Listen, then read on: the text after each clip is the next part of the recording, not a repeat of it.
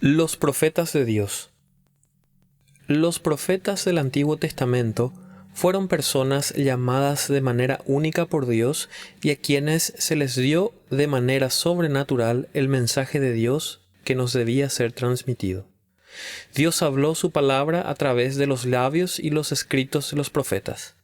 La profecía incluía tanto la predicción del futuro, predecir, como la proclamación presente y exhortación de la palabra de Dios, proclamar.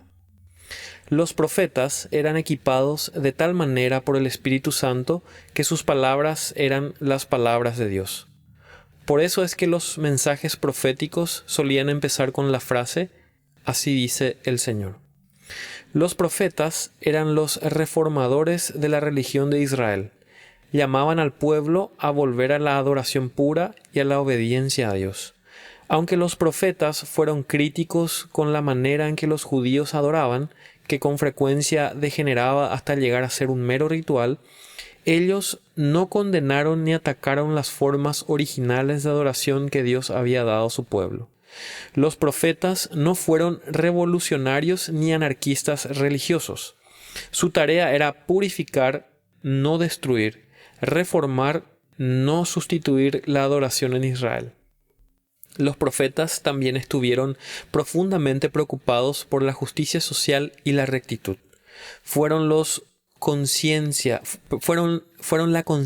de Israel, llamando al pueblo al arrepentimiento. También fungían como los fiscales de las acciones legales del pacto de Dios. Ellos entregaban citaciones a la nación por violar los términos del pacto con Dios. Los profetas hablaban con autoridad divina porque Dios de manera específica los llamó para que fueran sus portavoces.